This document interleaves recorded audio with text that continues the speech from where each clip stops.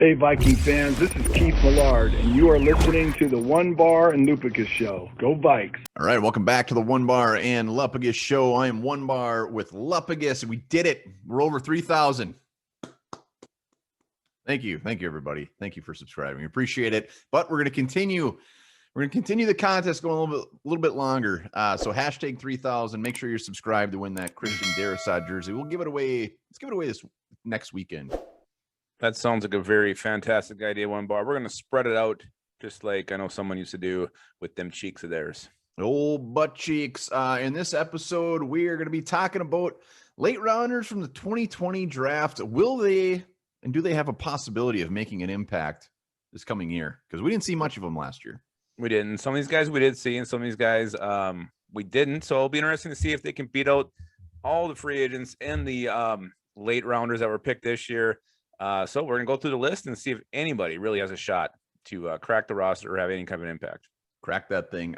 Let's start with what round do you want to start in? Well, let's start in round 5. So we definitely have some guys who we should see this year. And I think the first one is Harrison Hand. You look at the Jeff Gladney situation, the cornerback group. Hand did come in and play. And, when he was drafted, they kept saying Temple tough. He's Temple tough. And, I think he actually did. He did show that last year. Had some flashes. I believe he did have an interception, if that is correct. So I think he's probably going to be the 4th or 5th corner this year, probably 5th, unless I'm forgetting somebody. So I think Harrison Hand we'll see him on the field this year. Well, and Harrison Hand was one of the guys that they figured could be a safety, could be a cornerback too. So I think safety behind our top 2, it's going to be interesting to see what they do with that, because we got a couple of guys that can play a couple different positions. So yes, I believe we'll see some Harrison Hand. Let's go to not an overall fan favorite of the show. That's KJ Osborne, wide receiver / return man, if that's what you want to call it. Yeah, I mean, here's a guy who didn't get a sniff at wide receiver. His position that he was drafted at, used only as returner, had some problems catching the ball, showed no wiggle, showed no burst. Really didn't show like he had any kind of a knack to be in that role. So with the guys they brought in this year, Smith, Marset, Nwanu, Abdullah's back, Chad Beebe's still there. I think KJ Osborne is facing a very large uphill climb to make this team. Yeah, the fact that all these guys we brought in have very good resumes when it comes to return man, that does not help whatsoever. And you got to look at some of the undrafted free agents they brought in too. They concentrated pretty heavy at wide receiver, the undrafted, with Prohl, Fillier, Mitchell. So KJ Osborne should probably start looking to get rid of his apartment. Well, yeah, and he had his shot and he did nothing with it. So I think he'll get a chance to compete. But if he's one of the first guys cut this preseason, it wouldn't shock me one bit. Let's move on to another pick from last year, 6th rounder, the offensive tackle Blake Brandel. Does he have any kind of a shot? Hell yeah, he's got a shot. Blake Brandel, they got him. He could play right tackle. He could play left tackle. That was his big thing. He's ginormous. I think he's like 6'7", 320, 330 or something like that. A good reason, I think we can't just write him off. He's an easy one just to write off. But it was very interesting after the draft. They got their 2 big boys, and then they didn't sign a single undrafted free agent on offensive line. Free agency wise, they were fairly quiet at it. So I think they want to see what he has to offer. And last year, and same thing with KJ Osborne and all these guys we're talking about, they didn't have the preseason games. They didn't have the offseason that you'd expect. So I think this is kind of their rookie year for guys like Blake Brandel. So I think he does have a tiny shot. Practice squad for sure.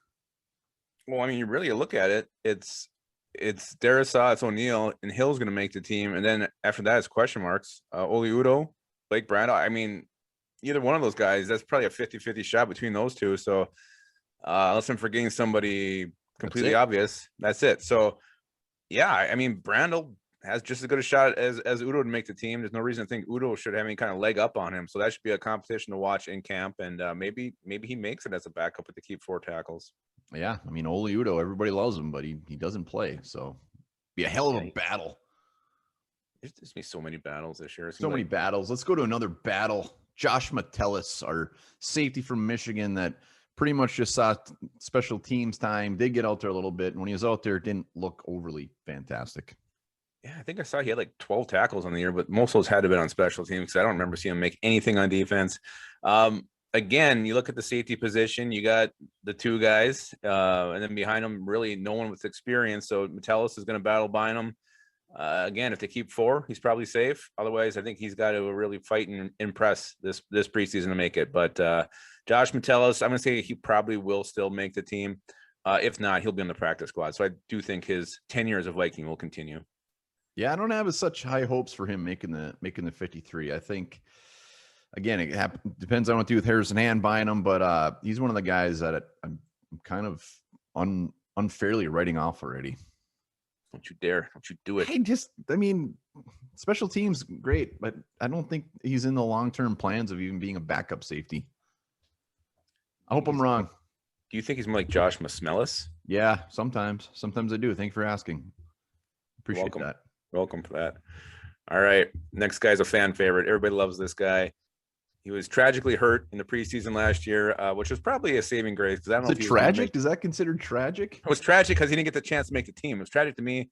Wasn't like a tragic accident. But Kenny Willekes, this is a guy who's overcome many odds in his career so far. Do you think he can do it one more time? No, I don't. I love Kenny Willekes. I love him. We got him. But man, have they put some effort into this defensive end position? I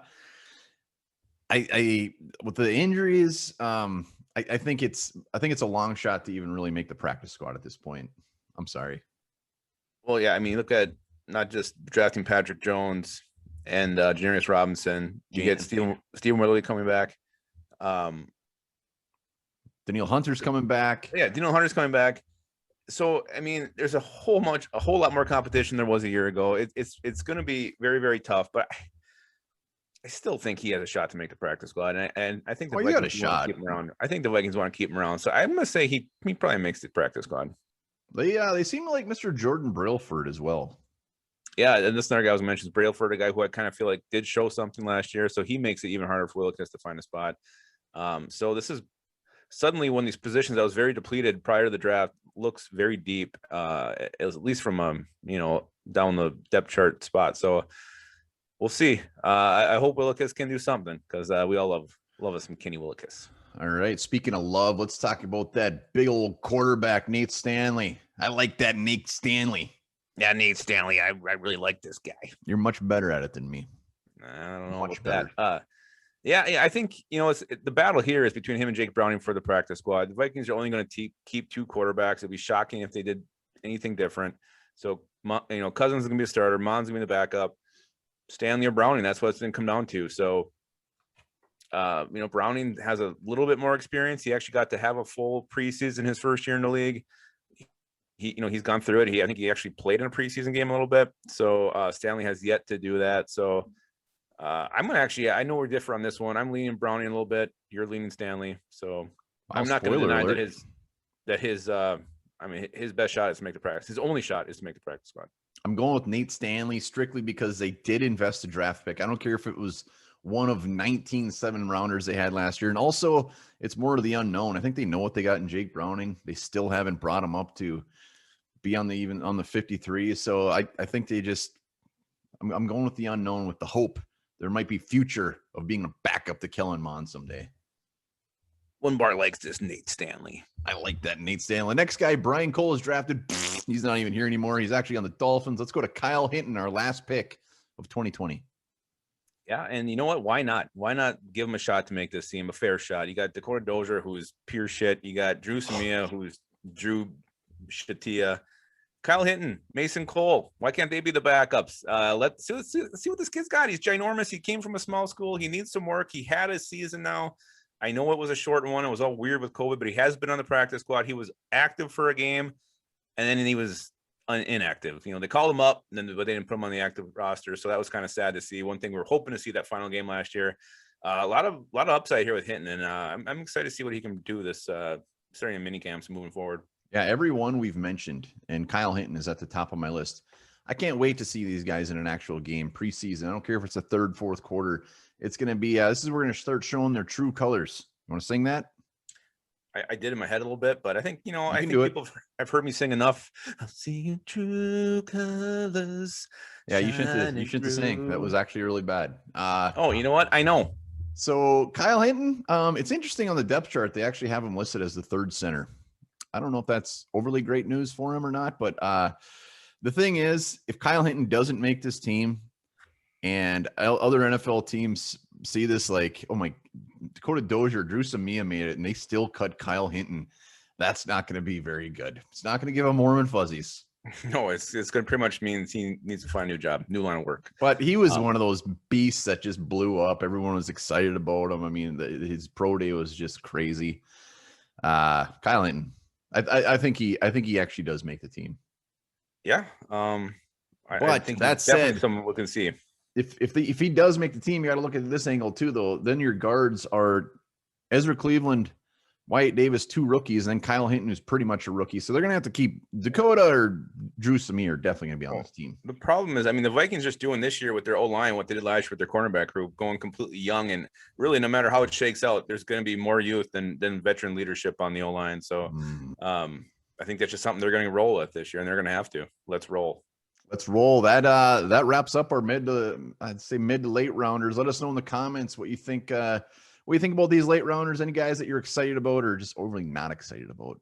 And we actually slow down. We do have some undrafted guys to talk about from last year who are still hanging around the team, like that booger that just will not come out of your nostril when you're driving to work. The first one is Dan Chesina, the special teams supposed guru, who really, I gotta be honest, did not impress me last year. Yeah, and I said this in an episode or two ago.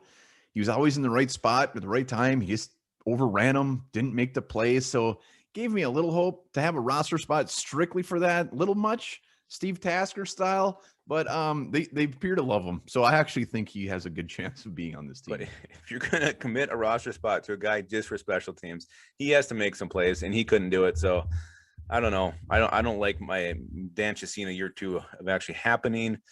Another guy who we didn't see last year, but he was put on the injured reserve list. That means they wanted to keep him around, was Miles Dorn, the safety.